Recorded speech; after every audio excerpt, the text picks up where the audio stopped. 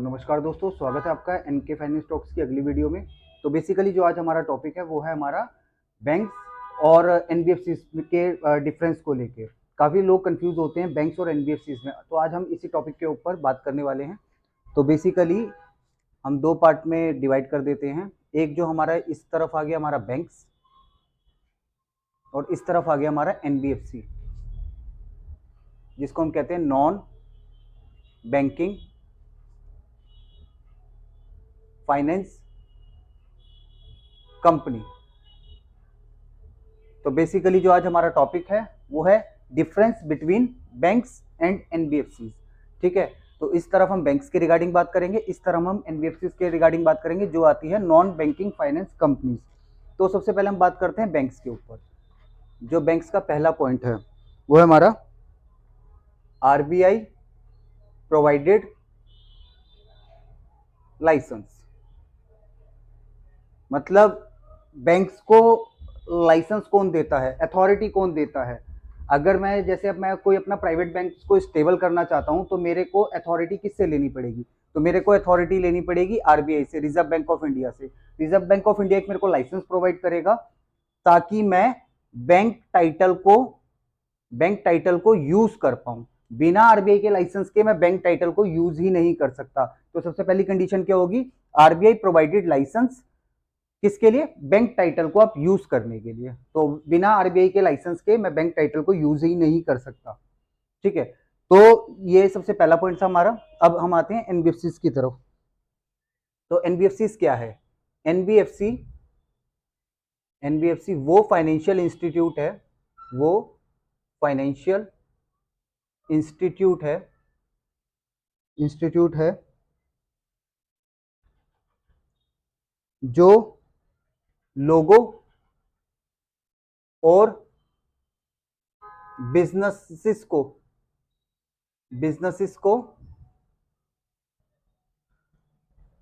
पैसों से जुड़ी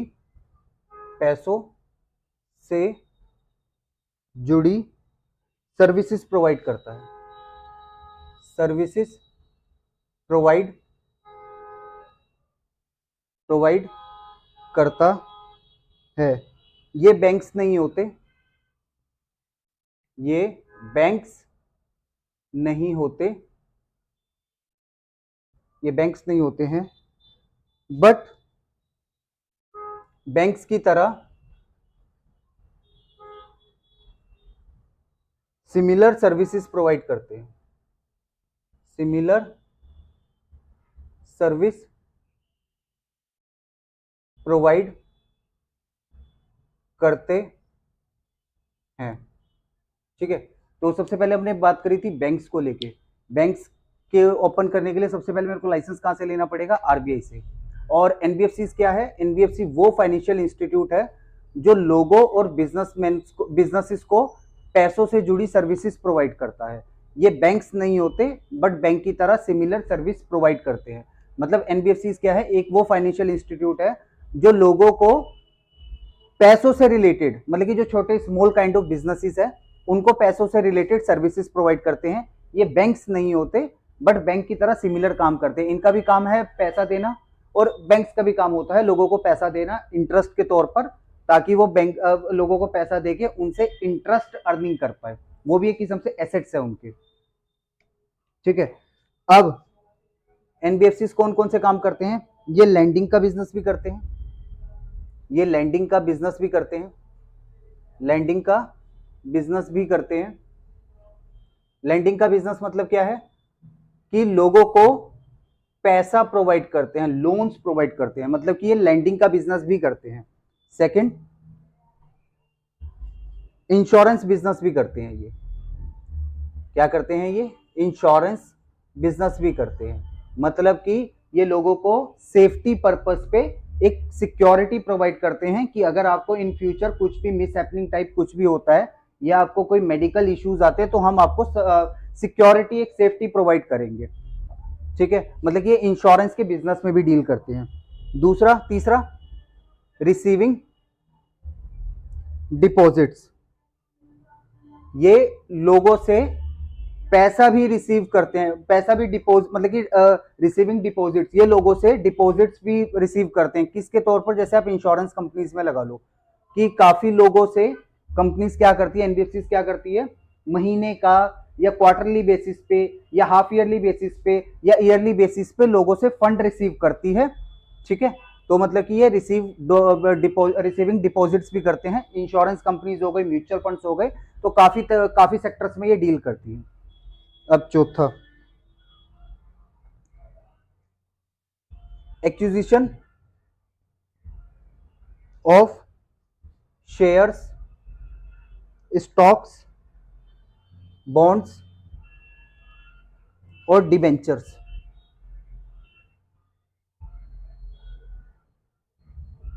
ये क्या करती है एनबीएफसी? ये एक्विजिशन करती है of shares, stock, bonds, debenture. मतलब ये दूसरों की कंपनीज में भी पैसा इन्वेस्ट करते हैं। जैसे कोई एनबीएफसी है, अगर वो किसी बैंक्स वगैरह के शेयर्स में या फिर स्टॉक्स में या बॉन्ड्स में पैसा लगाना चाहता है, तो ये दूसरों के कंपनीज में भी अपने पैसों को इन्वेस्ट करती है। तो यही सिमिलर काम कौन करता है? बैंक। अब बैंक क्या करता है? बैंक लैंडिंग का बिजनेस भी करता है। बैंक क्या करता है? बैंक लैंडिंग बिजनेस भी करता है। मतलब कि एनबीएफसी भी लोगों को पैसा प्रोवाइड करता है और बैंक भी लैंडिंग का बिजनेस करता है। बैंक भी लोगों को पैसा प्रोवाइड करता है और बैंक भी इंश्योरेंस का बिजनेस करता है। बैंक भी इंश्योरेंस का बिजनेस करता है। जैसे एनबीएफसी करती है, तो बैंक्स भी इंश्योरेंस का बिजनेस करता है। जैसे कोटक हो गया, कोई भी स्टेट बैंक ऑफ इंडिया, तो ये सारे भी इंश्योरेंस का बिजनेस करते हैं। और ये भी बैंक भी क्या करता है? Receiving deposits. Receiving deposits, bank भी क्या करता है? लोगों से पैसा मतलब कि रिसीव करता है। किस तौर पर? डिपॉजिट्स के तौर पर। और ये भी क्या करता है?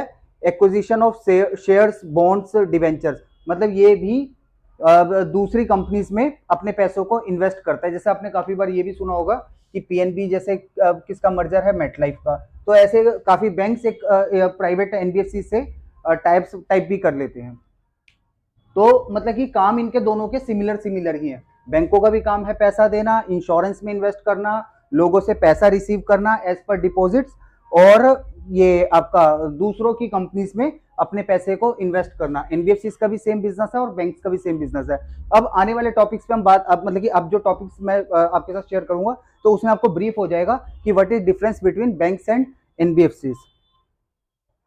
तो अब इसमें बेसिकली सिंपल सा टॉपिक्स क्या है, इसमें जो मेन है मैं आपको वो बता देता हूं। अब हमें एनबीएफसी और बैंक्स की पहचान कैसे पता लगती है कि बैंक्स कौन से और एनबीएफसी कौन से?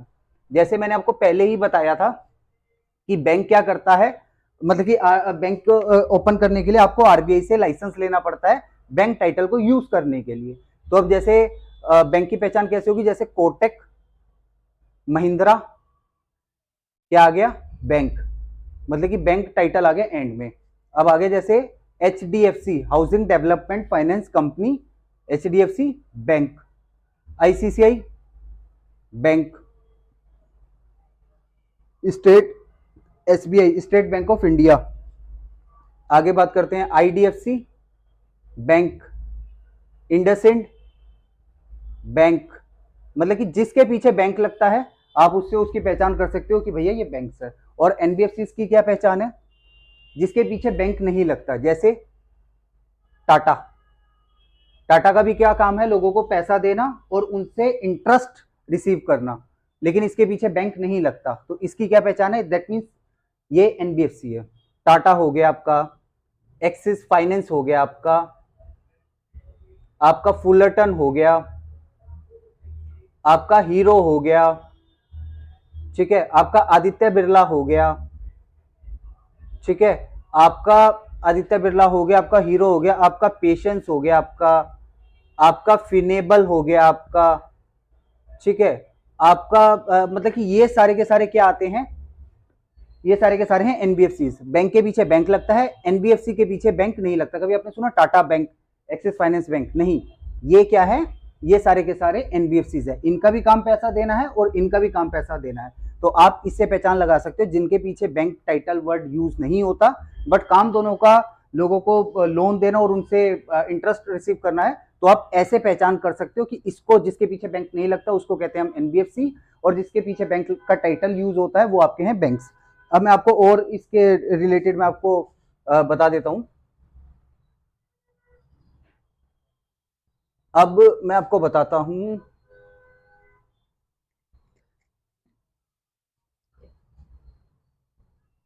Incorporate under banking regulation act 1949 और इनकॉर्पोरेट अंडर कंपनीज एक्ट 1956।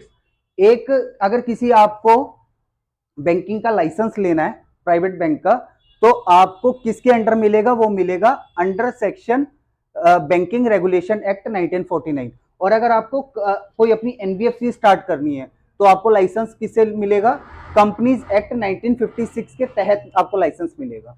तो ये है, बैंकिंग का लाइसेंस मिलता है बैंकिंग रेगुलेशन एक्ट 1949 के तहत, और एनबीएफसी का लाइसेंस मिलता है कंपनीज एक्ट 1956 के तहत। मैंने पूरा बैंकिंग रेगुलेशन एक्ट 1949 के ऊपर ऑलरेडी एक वीडियो बना रखी है मॉनेटरी पॉलिसीज पे, तो आप चाहे तो मैं उसका लिंक शेयर कर दूंगा, आप उसको देख सकते हैं। बैंकिंग का लाइसेंस कैसे मिलता है? Incorporate under banking regulation act 1949, और एनबीएफसी का लाइसेंस किसके तहत मिलता है? कंपनीज एक्ट 1956 के तहत। ठीक है, अब मैं और आपको और ज्यादा और भी मैं आपको बता देता हूं। अब bank they accept short term deposits. कितना? 15 days to 10 years। और they accept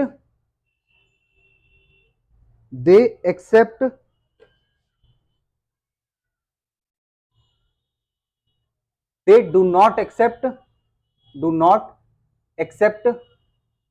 short term deposits. इनका मिनिमम टाइम टेकन क्या है? इनका टाइम पीरियड क्या है? 1 year to 10 year। मतलब कि ये एक्सेप्ट करते हैं शॉर्ट टर्म डिपॉजिट्स को 15 दिन से लेकर 10 साल तक, और ये एक्सेप्ट नहीं करते शॉर्ट टर्म डिपॉजिट। इनका टाइम पीरियड क्या रहता है? 1 साल से 10 साल तक का।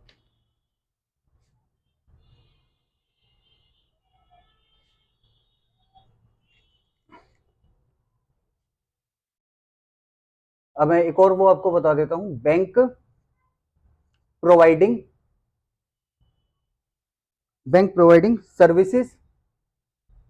Services to people holding a bank licence. जैसे मैं आपको पहले ही बता चुका हूं, बैंक क्या करता है? सर्विसेज प्रोवाइड करता है। किसके तहत? एक बैंक के लाइसेंस को लेने के बाद। अगर आपने कोई बैंक का लाइसेंस ही नहीं लिया तो आप बैंक की सर्विसेज पब्लिक को प्रोवाइड नहीं कर सकते। अब यही एनबीएफसी क्या है? NBFC providing services to people without holding a bank licence. मतलब बैंक प्रोवाइडिंग करता है सर्विसेज पीपल, मतलब कि बैंक प्रोवाइड करता है लोगों को सर्विसेज बैंक का लाइसेंस लेने के बाद। और एक एनबीएफसी क्या करता है? एनबीएफसी भी सर्विसेज प्रोवाइड करता है लेकिन बिना बैंक के लाइसेंस को लिए। They accept demand deposit. They do not accept demand deposit. मतलब कि ये एक्सेप्ट करते हैं डिमांड डिपॉजिट को और ये एक्सेप्ट नहीं करते हैं डिमांड डिपॉजिट को। अब इसका क्या मतलब है कि बैंक के अंदर क्या है कि अगर जैसे मेरे पास आज 50,000 रुपए हैं, मैं सवेरे 11 बजे बैंक गया, स्टेट बैंक ऑफ इंडिया, मैंने वहां पे अपने 50,000 रुपए डिपॉजिट कर दिए। अब मेरे ऊपर डिपेंड करता है कि मैं आधे घंटे के बाद उसमें से अगर मेरे को 10,000 की नीड पड़ गई तो मैं एटीएम से 10,000 रुपए विड्रॉल कर लूंगा, ठीक है। और उसके बाद मेरे को 5,000 की जरूरत पड़ी तो मैं दोबारा से 5,000 विड्रॉल कर सकता हूँ। मतलब कि मैं अपनी इच्छा अनुसार अपने डिपॉजिट, जो मेरे पैसे अकाउंट में डिपॉजिट है, मैं उनको विड्रॉल कर सकता हूँ। और यहाँ पे वो फैसिलिटी नहीं है कि they do not accept demand deposit. मैं अपनी इच्छा अनुसार अपने पैसे को विड्रॉल नहीं कर सकता। जैसे सपोज करो आपने किसी रिलायंस की इंश्योरेंस कंपनी में पैसे को डाल दे दिया, ठीक है। अब आपने 1 साल का प्रीमियम दे दिया 1 लाख रुपए, लेकिन अब मैं चाहूं तो उस पैसे को विड्रॉल नहीं कर सकता अपनी इच्छा अनुसार। लेकिन बैंक क्या कहता है, मैं अपने सेविंग अकाउंट में या करंट अकाउंट में अगर मैंने कोई डिपॉजिट करा तो मैं उसको इच्छा अनुसार मतलब कि बैंक से एटीएम यूज करके मैं उस पैसे को विड्रॉल कर सकता हूं। They accept demand deposit, they do not accept demand deposit. तो ये डिफरेंस है। और मैं आपको एक दो डिफरेंसेस और बता देता हूं।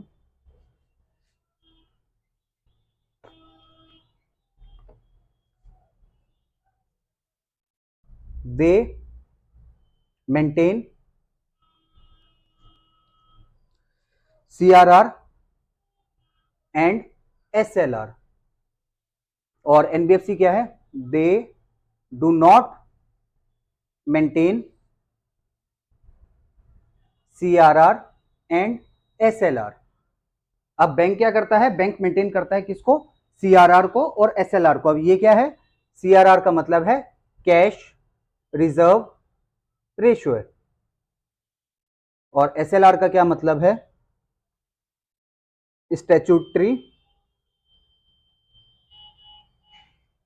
लिक्विडिटी रेशियो है। अब बैंक क्या करता है, बैंक मेंटेन करता है सीआरआर और एसएलआर को, एनबीएफसी उस चीज को मेंटेन नहीं करता। मतलब कि अगर कभी भी मतलब कि अगर जैसे मैं अगर अपना बैंक ओपन करना चाहता हूं, ठीक है, और मैंने आरबीआई से लाइसेंस लिया। अब मेरी शाखाएं अलग अलग जगह पे मैंने अपने बैंक की खोल ली आरबीआई से लाइसेंस लेने के बाद। जो पब्लिक का इस मतलब कि ऑल ओवर ब्रांच में जितना पैसा डिपॉजिट होगा उसको कहते हैं हम एनडीटीएल। जितना पैसा ऑल ओवर पब्लिक का जमा है मेरे अलग अलग ब्रांचेस के बैंक्स के अकाउंट में, तो उस टोटल अमाउंट को कहते हैं एनडीटीएल।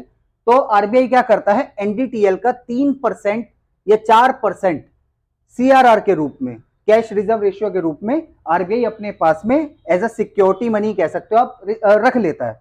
और बैंक एक और चीज कहता है कि भैया ये तो आपको 3% या 4% वो गिरता बढ़ता रहता है, 3 या 4% आपको मेरे पास में गिरवी तो रखना है, लेकिन एसएलआर के रूप में आपको 22 से लेके 30% तक आपको और मेरे पास गिरवी रखना पड़ेगा।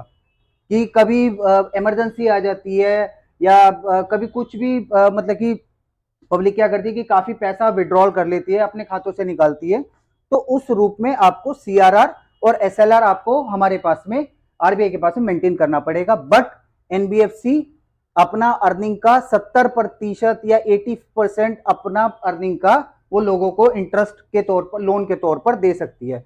दे maintain CRR and SLR, they do not maintain, NBFC क्या करती है, they do not maintain CRR and SLR.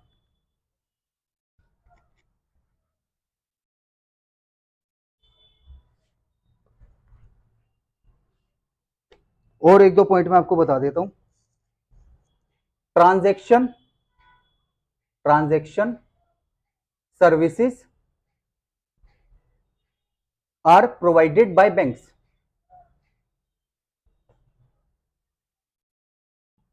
Are provided by banks. Transaction services are not provided by NBFC. अब ये क्या है कि अगर आपने कोई भी करंट अकाउंट खुलवाया किसी बैंक में, सेविंग अकाउंट खुलवाया, तो बैंक आपको ट्रांजैक्शन सर्विसेज प्रोवाइड करती है, और यहां पे एनबीएफसी ट्रांजैक्शन सर्विसेज प्रोवाइड नहीं करती। एक और मैं आपको बता देता हूं, it is quite very difficult to set the license for a bank. It is